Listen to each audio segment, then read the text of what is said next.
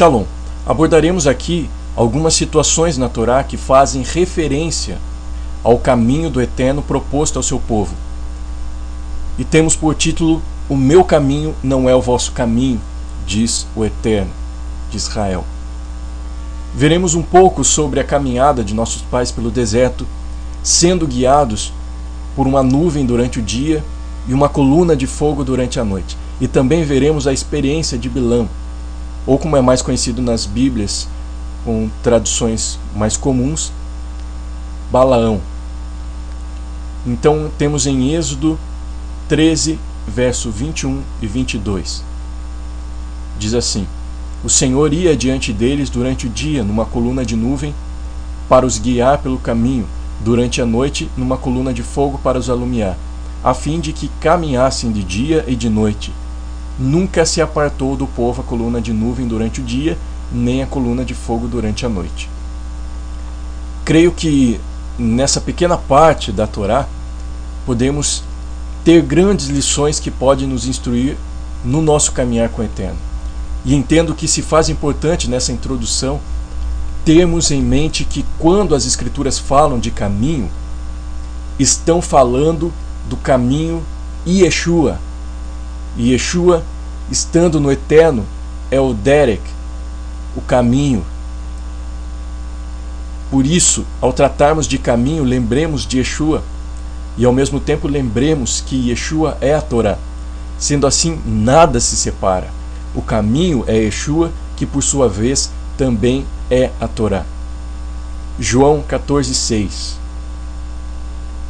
diz assim: Respondeu-lhe Yeshua: Eu sou o caminho e a verdade e a vida.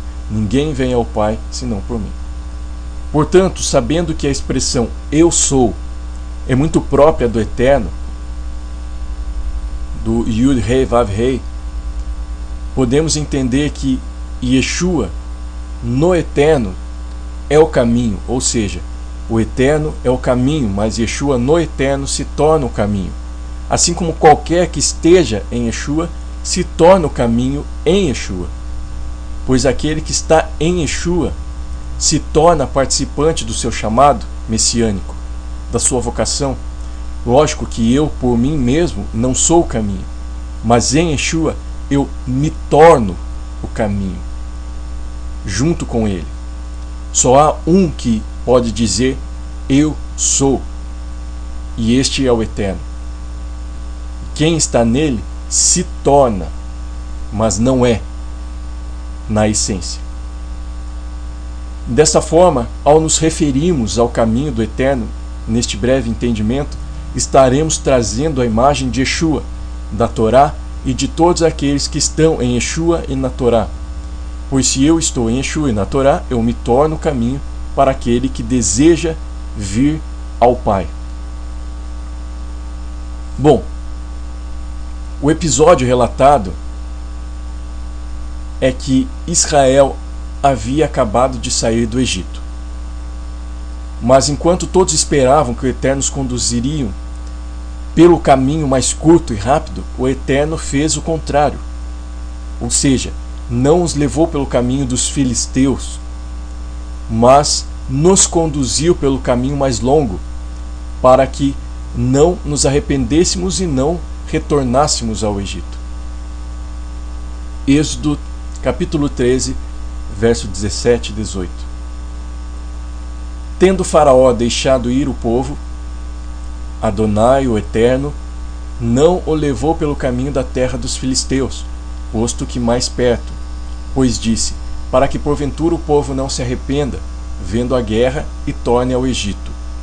Porém, Adonai fez o povo rodear pelo caminho do deserto, perto do Mar Vermelho, e, arregimentados, subiram os filhos de Israel do Egito.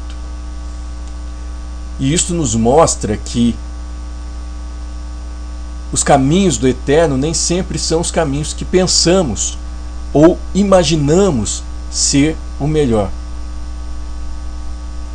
Isaías 55, verso 8 e 9. Porque os meus pensamentos não são os vossos pensamentos, nem os vossos caminhos, os meus caminhos, diz o Senhor. Porque assim como os céus são mais altos do que a terra, assim são os meus caminhos mais altos do que os vossos caminhos, e os meus pensamentos mais altos do que os vossos pensamentos. Fazendo uma reflexão sobre a caminhada de Israel após sair do Egito, podemos perceber que o Eterno conduz o homem a um caminho mais longo, estreito e difícil, que exige mais esforço, pois sem esforço não há aprendizado e crescimento. Lógico que há caminhos dificultosos porque o próprio homem os criou para si, mas aqui estamos falando do caminho proposto pelo Eterno. Israel poderia ir até Canaã por um caminho mais curto, mas não foi assim que o Eterno fez. Outro ponto que observamos é que nem sempre as barreiras que aparecem no caminho são para pararmos, como por exemplo o Mar Vermelho.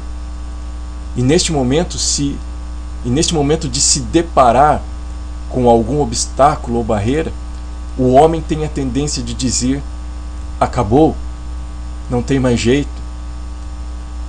E ainda tem a tendência de pensar que o Eterno não está mais na caminhada e não quer que o caminho continue. Assim como Israel pensou e disse: o Senhor nos trouxe aqui para morrer. Ou seja, o Senhor não quer que continuemos. E lembremos dos espias que foram até Canaã. Eles olharam os inimigos e pensaram que havia acabado a jornada. Mas 2 espias entenderam e disseram: o Eterno nos deu essa terra.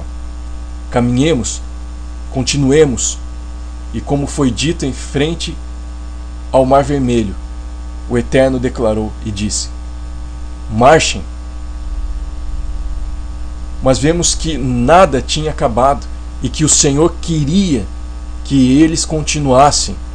Porém, para isso era necessário entrar no mar e em Canaã, mesmo que ainda não estivesse aberto o mar, e mesmo que a terra ainda tivesse inimigos.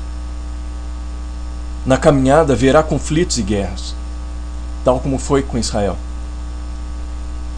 e tal como é com Israel. Teve que desocupar os inimigos. E assim também precisamos desocupar a terra dos inimigos, ou seja, a nossa mente dos inimigos. Tirar os inimigos da nossa alma para possuirmos a vontade do Eterno. Entendo com isso as palavras de Yeshua: estreito é o caminho que conduz à vida. Mateus capítulo 7, verso 13 e 14. Entrai pela porta estreita. Larga é a porta e espaçoso o caminho que conduz para a perdição, e são muitos os que entram por ela. Porque estreita é a porta e apertado o caminho que conduz para a vida, e são poucos os que acertam com ela. Yeshua está falando de si mesmo, ou seja, quem quer estar nele precisa entender que a entrada é estreita. Vai ser preciso se espremer. E quando imaginamos uma porta estreita, imaginamos que algumas coisas que carregamos precisam ser deixadas para fora da porta, pois não conseguimos entrar se estivermos com muitas bagagens nas mãos ou nas costas. As bagagens da vida precisam ficar para fora da porta, porque a porta é estreita. Além disso, depois de entrar, quando já algumas coisas ficaram para trás, ficaram no chão, o caminho também é apertado, ou seja, não é espaçoso. Isto nos indica um caminho onde há muito espaço, um caminho onde não há muito espaço para se movimentar. Isto é, não podemos fazer o que queremos e o que bem entendemos. As ações são limitadas, há um limite no movimento, isto é, no que posso fazer. E assim o caminho para o conhecimento do Eterno não é curto e rápido, mas longo e constante. E aqui eu gostaria de fazer uma observação a este respeito. Eu percebo que a maioria das pessoas buscam informações instantâneas, até porque a sociedade atual é uma sociedade instantânea e imediatista, ou seja, temos comidas e mensagens instantâneas o tempo todo. Por exemplo, as mensagens instantâneas, SMS, as mensagens no computador, enfim, e assim por diante. E isto influencia na maneira de pensar das pessoas quanto ao conhecimento do Eterno. As pessoas têm mais facilidade em ler uma frase rápida, curta e direta do que algo que ela precise de mais tempo para absorver e meditar naquilo. E isso porque não há muito tempo. Mas o caminho do Eterno não é o caminho da atual sociedade. O Eterno não se adapta ao homem, e sim o homem que deve se adaptar ao Eterno. Mas enfim, quando se está em um caminho estreito, se torna mais fácil parar e retroceder do que continuar no caminho apertado. O esforço para desistir e parar é menor do que o esforço para continuar e prosseguir. Bom, vamos entrar agora na questão de Bilam, de Balaão.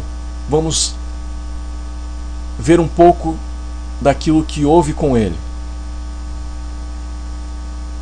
Resumidamente, Balaão, tomou o caminho que não era o desejo do Eterno, mas sim o caminho do seu próprio desejo e vontade.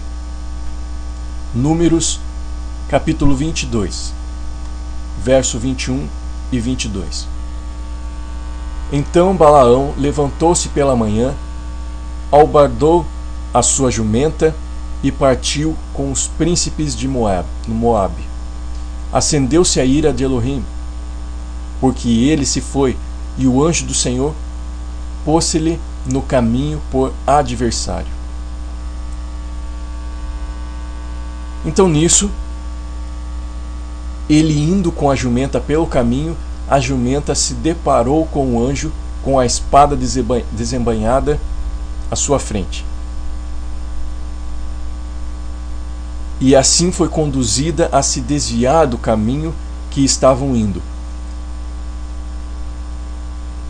E desta forma a jumenta que carregava Balaão foi levada a um beco, um caminho estreito, e o pé de Balaão foi pressionado contra a parede, e Balaão a espancava.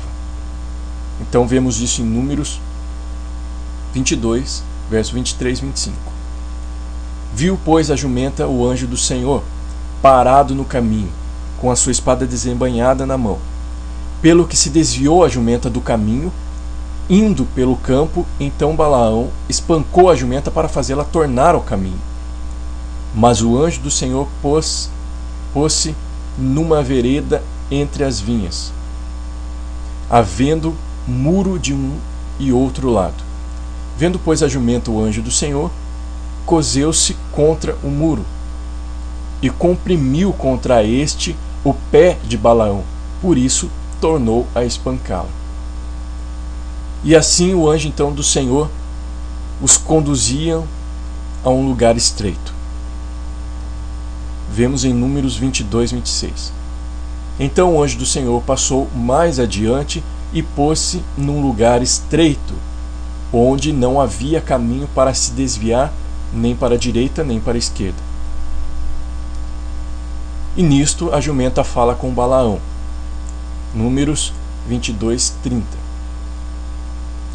Replicou a jumenta a Balaão: porventura não sou a tua jumenta, em que toda a tua vida cavalgaste até hoje? Acaso tem sido o meu costume fazer assim contigo? Ele respondeu: não. O episódio continua e os olhos de Balaão são abertos para que ele visse o anjo que a jumenta estava vendo. O anjo lhe diz que o caminho no qual Balaão estava era perverso. Números 22, 31, 32.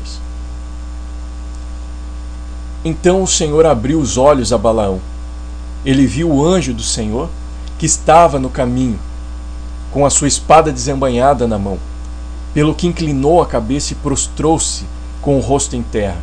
Então o anjo do Senhor lhe disse: por que já 3 vezes espancaste a jumenta? Eis que eu saí como teu adversário, porque o teu caminho é perverso diante de mim. Pois bem, temos aqui resumidamente esta parte da história de Bilam, ou Balaão, o qual é relatado por Kefas, Pedro, como aquele que amou o prêmio da injustiça. E sendo assim, todos os que caminham no caminho de Balaão se tornam amantes do prêmio da injustiça. Então vemos isso em 2 Pedro, capítulo 2, verso 12 a 15.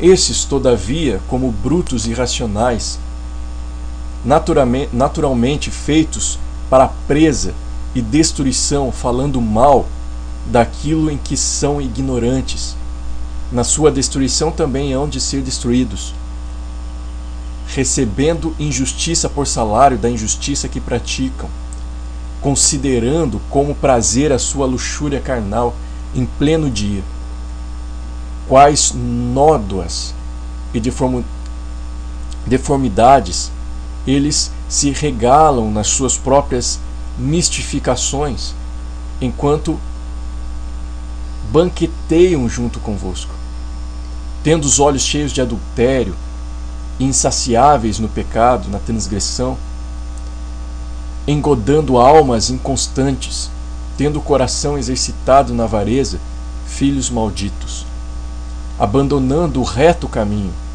se extraviaram, seguindo pelo caminho de Balaão, filho de Beor, que amou o prêmio da injustiça.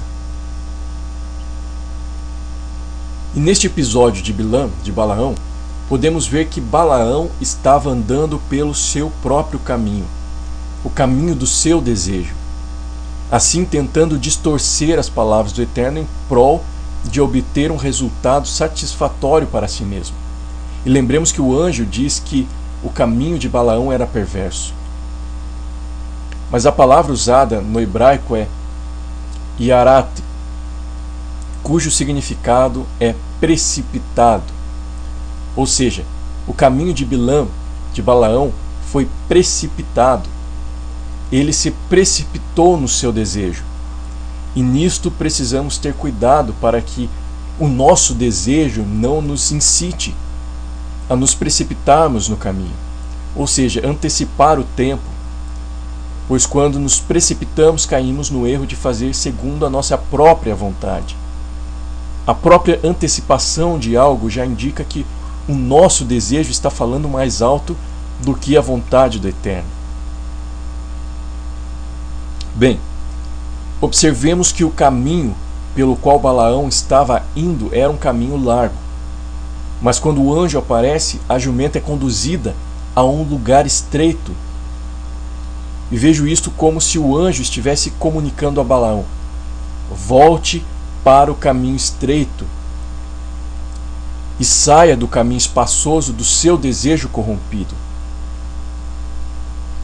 Lógico que nem todo desejo é ruim. Não é isso que estamos tratando aqui. Porém, se trata de um desejo ilícito que pode nos corromper com relação ao caminho correto. Um desejo que não está de acordo com o Eterno e sua Torá, tal como foi com Balaão. E outro ponto interessante para observarmos é que jumenta, a palavra jumenta em hebraico é aton, a qual procede da raiz etan, que significa contínuo, que flui, perpétuo e constante. Portanto, a jumenta pode trazer a analogia do caminho da vida de Balaão, pois a jumenta carregava Balaão, e neste ponto de vista, o caminhar da vida de Balaão era constante, fluía bem. Mas quando Balaão percebeu que a sua vida estava entrando em um caminho estreito, a ponto de comprimir o seu pé, e pé, como sabemos, também fala do caminhar da vida, fala de caminho. Ou seja, o caminho de Balaão estava sendo comprimido. A sua vida, fazendo uma analogia com jumenta, já não estava fluindo muito bem. Já não estava de acordo com o seu desejo. E assim, muitas vezes, nós agimos como Balaão. Ou seja, quando a nossa vida encontra algum obstáculo, ou melhor, quando o Eterno põe à nossa frente o anjo para nos trazer de volta ao caminho estreito, nós começamos a espancar a nossa vida, a bater na nossa mente, na nossa alma. Começamos a dizer: vai, anda. E nos agredimos de alguma forma. Quando nossa vida não começa a fluir mais segundo os nossos desejos, e o nosso pé começa a ser comprimido, temos a tendência de nos espancarmos. Porém, não é isso que o Eterno deseja. Pois vejamos que o anjo não aprova o espancamento da jumenta. E até mesmo a jumenta diz: por que me espanca? Números 22, versos 32 e 34. Então o anjo do Senhor lhe disse: por que já 3 vezes espanca a jumenta? Eis que eu saí como teu adversário, porque o teu caminho é perverso diante de mim. A jumenta me viu e já 3 vezes se desviou de diante de mim. Na verdade, eu agora te haveria matado, e a ela deixaria com vida. Então Balaão disse ao anjo do Senhor: pequei porque não soube que estavas neste caminho, para te opores a mim. Agora, se parece mal aos teus olhos, voltarei. Aqui percebemos que a jumenta tinha visto o anjo na frente dela, e por isso deu sinais para Balaão, e por isso se desviou 3 vezes. E nisto entendo que a nossa vida, assim como a jumenta, nos dará sinais de que o anjo está na frente, e que é momento de mudar o caminho. E lembremos que o número 3 fala de uma mudança de estado. Portanto, 3 vezes a jumenta se desviou, indicando uma mudança de caminho. E Balaão declara que pecou. E pecar é se desviar do caminho. Ou seja, Balaão se desviou do caminho do Eterno, porque não soube, não percebeu, não viu que o anjo estava no caminho. Mas quando soube, então voltou. E às vezes não veremos, mas a nossa vida nos conduzirá a um caminho estreito, nos indicando que é momento de voltar ao caminho estreito do Eterno e deixar o caminho dos nossos desejos. Entendo que o que aconteceu com Balaão pode nos instruir para não agirmos como ele e assim evitarmos alguns transtornos no caminho. Porém, a mensagem que nos fica é que o Eterno está à nossa frente para nos trazer de volta ao caminho estreito. Portanto, estejamos atentos e não sejamos como Balaão, como Bilam, que não conheceu que o anjo estava no caminho, impedindo que ele continuasse no caminho segundo o seu desejo e na precipitação do seu coração. Bom, encerrando esse episódio de Balaão, vamos falar um pouco a respeito da nuvem e da coluna de fogo que conduz no caminho. O Eterno conduz nossos pais no caminho usando uma nuvem de dia e uma coluna de fogo à noite. E assim o Eterno nos conduz hoje. O povo sabia quando deveria parar e quando deveria avançar. Mas mesmo assim teve ações de infidelidade e desejava os seus próprios caminhos. Vejamos agora as referências na Torá que nos mostram o agir do Eterno por meio da nuvem e da coluna de fogo. Êxodo 13, verso 21 e 22. O Senhor ia diante deles durante o dia, numa coluna de nuvem, para os guiar pelo caminho, durante a noite, numa coluna de fogo, para os alumiar, a fim de que caminhassem de dia e de noite. Nunca se apartou do povo a coluna de nuvem durante o dia e nem a coluna de fogo durante a noite. Números 9, capítulo 9, verso 15 ao 17.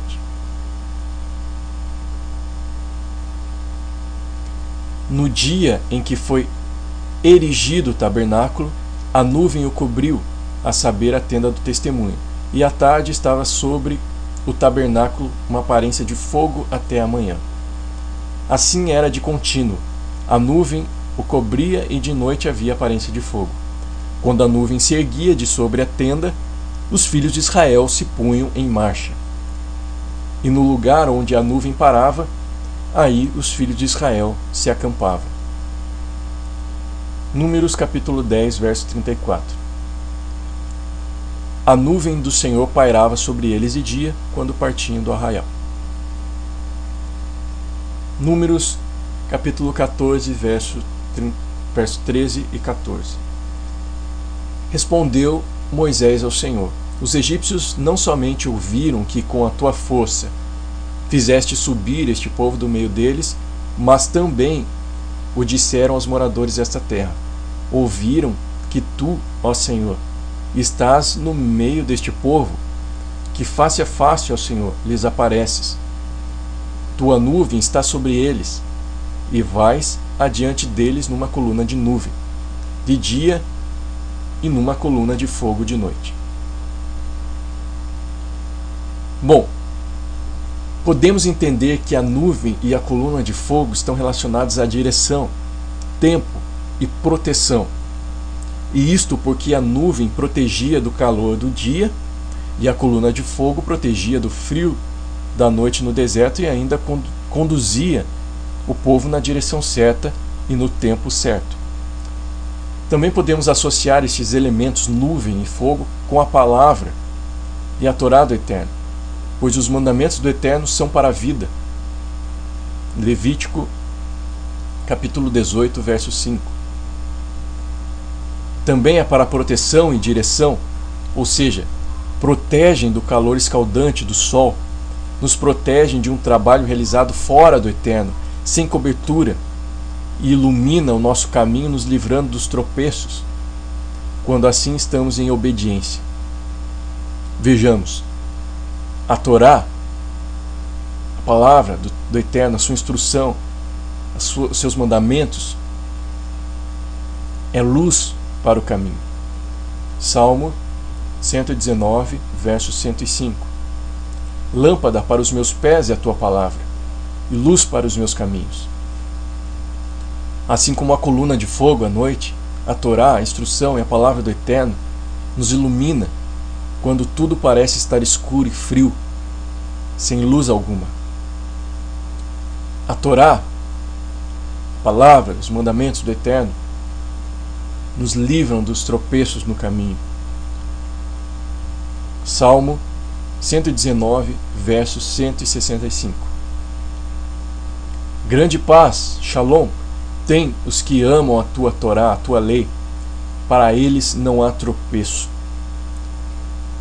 E como a nuvem durante o dia, assim a Torá do Eterno nos livra dos tropeços quando achamos que tudo está muito claro e direcionado. E confiantes demais, abaixamos a nossa guarda.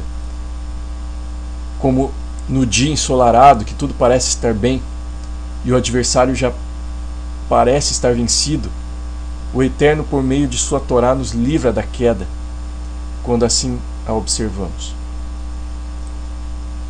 A Torá é escudo, Salmo 119, verso 114. Tu és o meu refúgio e o meu escudo, na tua palavra eu espero. A Torá é sustento e proteção no caminho. Levítico 23, verso 3 ao 7. Se andardes nos meus estatutos, guardardes os meus mandamentos e os cumprides, então eu vos darei as vossas chuvas a seu tempo, e a terra dará a sua messe, e a árvore do campo o seu fruto. A debulha se estenderá até a vindima, e a vindima até a sementeira. Comereis o vosso pão a fartar, e habitareis seguros na vossa terra. Estabelecerei shalom na terra, paz, plenitude. Deleitar-vos-eis e não haverá quem vos espante. Farei cessar os animais nocivos da terra, e pela vossa terra não passará espada. Perseguireis os vossos inimigos e cairão a espada diante de vós.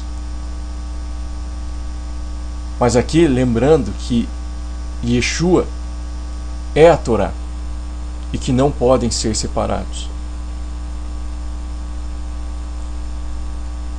Bom, a Torá do Eterno nos mostra quando temos que parar e quando temos que avançar. E isto no âmbito moral, ético, relacional, enfim, em todos os aspectos da vida humana. No entanto, creio que há questões mais específicas, como fazer ou não uma viagem, mudar ou não de cidade, algumas situações que, além do Eterno nos direcionar na Torá e nas suas escrituras, também produz a sua vontade em nosso íntimo. E nisto creio que é importante termos em mente que quando a nuvem parava, o povo tinha que parar. E quando se movia, deveria se mover também. E isto nos mostra que precisava haver observação e atenção. Ou seja, dever-se-ia estar atento e observando para ver se a nuvem se moveu ou não.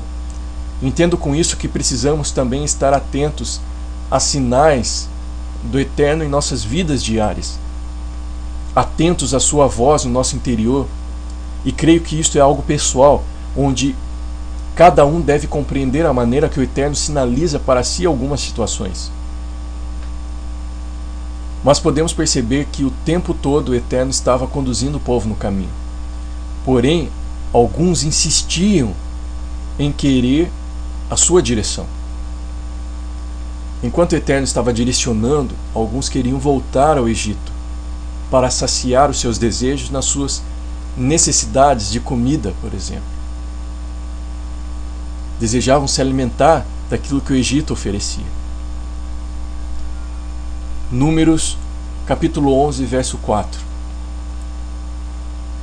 E o populacho que estava no meio deles veio a ter grande desejo das comidas dos egípcios, pelo que os filhos de Israel tornaram a chorar e também disseram: quem nos dará carne a comer?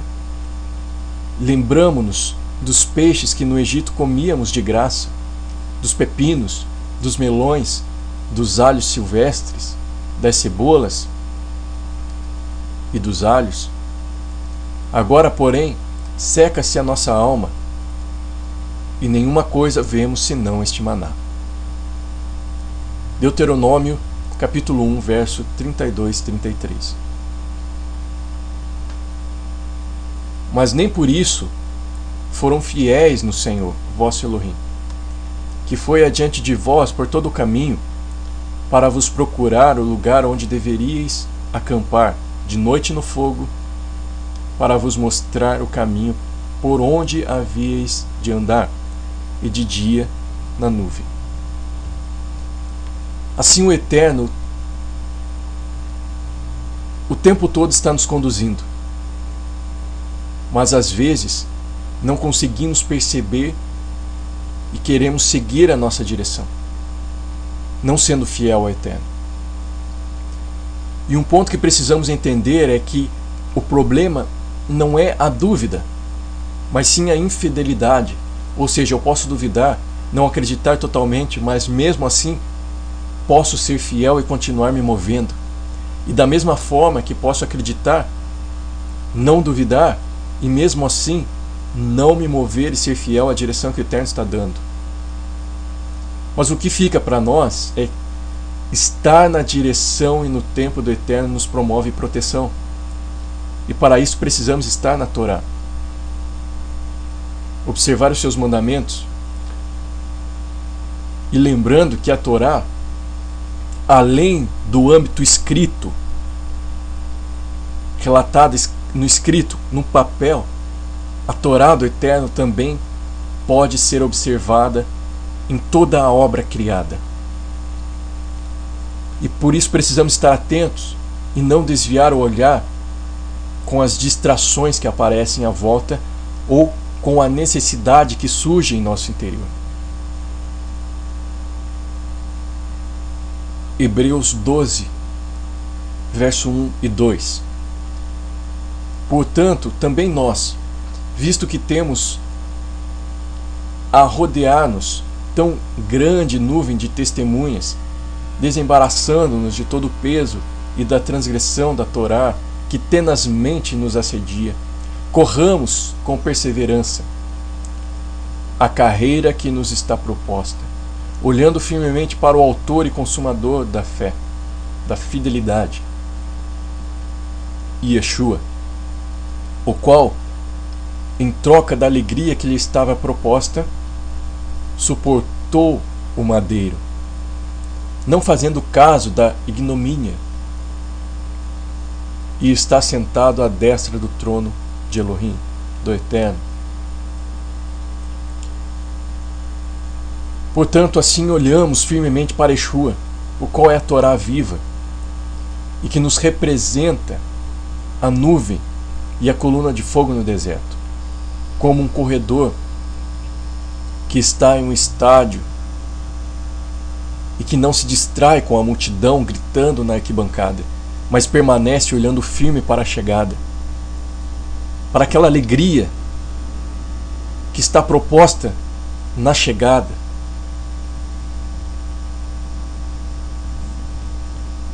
Bom, que possamos aprender a observar a direção do Eterno na sua Torá, em Yeshua, e não seguir no nosso próprio caminho como Balaão e como alguns no deserto. Que os nossos desejos não nos façam desviar para o caminho da infidelidade. Que percebamos o Eterno nos direcionando e não nos façamos como confusos, como aquele que tem a mente dividida em dois caminhos e dois pensamentos. Que o Eterno, em Yeshua, nos ajude a permanecermos no seu caminho. E que assim também nos tornemos caminhos em Yeshua para outros. E lembrando que o caminho também é Yeshua no Eterno. Portanto, a nuvem e a coluna de fogo, representando a Torá, nos instrui como caminharmos no Messias, no Mashiach e Yeshua. Que ao nos depararmos com situações adversas, não procuremos caminhos alternativos, como um dia fez Shaul,